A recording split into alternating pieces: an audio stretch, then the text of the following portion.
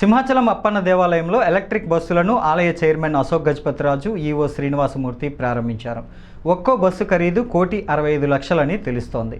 Electric బస్సులు కావడంతో ఒక్కో బస్సును 2.5 గంటల పాటు ఛార్జింగ్ చేయాల్సి ఉంటుంది. ఒకసారి ఛార్జింగ్ చేస్తే 225 కిలోమీటర్ల పాటు ప్రయాణం చేస్తుంది.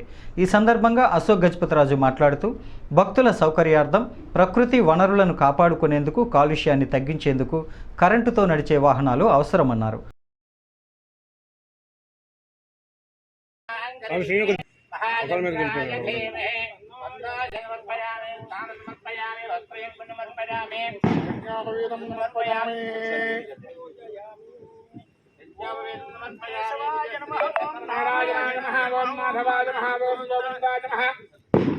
ओम विष्णुवे नमः। ओम मधुसूदनाय नमः। ओम वेदनाय नमः।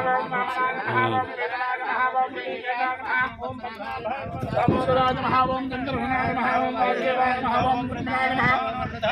पुरुषोत्तमाय नमः। ओम श्रीरामेन्द्राय नमः। हरे श्री कृष्णाय नमः। श्री कृष्ण हरे नमः।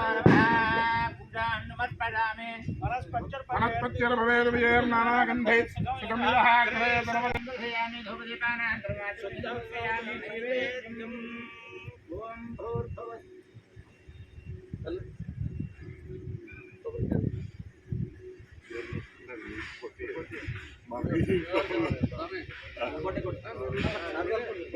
मेरे बंटे वैसे मां का बैक प्रॉब्लम है।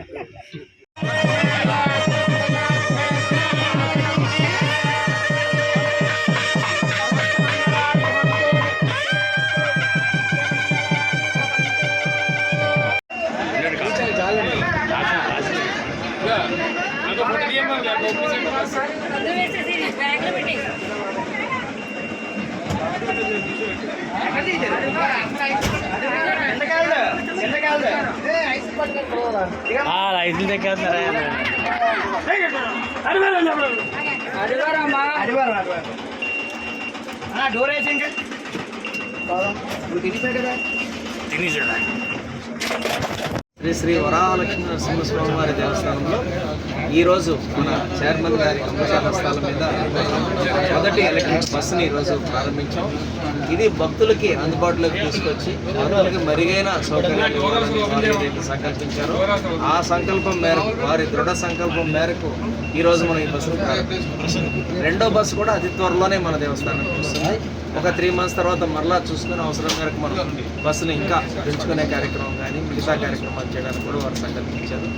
భక్తులే భగవంతునికి నిజమైన ప్రతినిధులు కాన్సెప్ట్ని ఇక్కడ మనసా వాచ చైర్మన్ గారి సంకల్పంతో మేము కూడా ఆ ముందుకు తీసుకెళ్తా ఉన్నాం.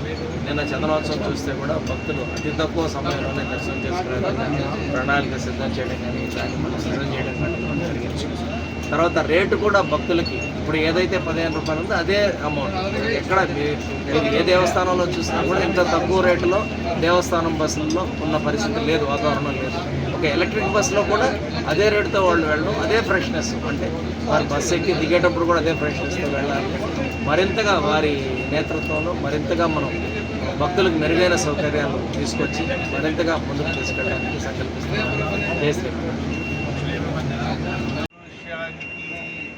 విశాఖపట్నంలో చాలా ఇబ్బందులు ఉన్నాయి. దానికి కాలుష్యాన్ని నివారించినట్టు అది రావాలి. సృష్టి దేవుడు ఇచ్చారు మనకి, మనం కాపాడి భావితరాలు సార్. ఈ బస్సులు సుదీర్ఘ ప్రాంతానికి వెళ్తే అవకాశం సార్, అంటే భక్తుల కోసం. ఇది భక్తుల కోసం, భక్తుల డబ్బు భక్తుల కోసం. కాంప్లెక్స్ నుంచి కానీ స్టేషన్ నుంచి కానీ అవకాశం ఉంది సార్. మనకి ఘాట్ కోసమే చేస్తున్నా. అలాగే ఏదైనా వచ్చేటప్పుడు అది అప్పుడు ఆ ప్రతిపాదనని బట్టి చూద్దాం. మనం ఇప్పటి నుంచి మొదటి రోజు పుట్టేటప్పుడు అందరూ వారు ఏ డిగ్రీ చదువుతారు, ఏ ఉద్యోగం చేస్తారు, ఎంత ఆదాయం వస్తుందో అవన్నీ వద్దు. మనకి ఇది కొత్తగా స్టార్ట్ అయ్యింది.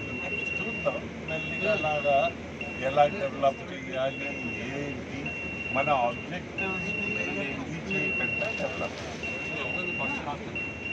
కాస్ట్ ఏముంది. భక్తులు ఇచ్చారు 1 crore చిల్లర ఉంటుంది. 1.65 మేము ఏదో చిల్లర పుట్టిన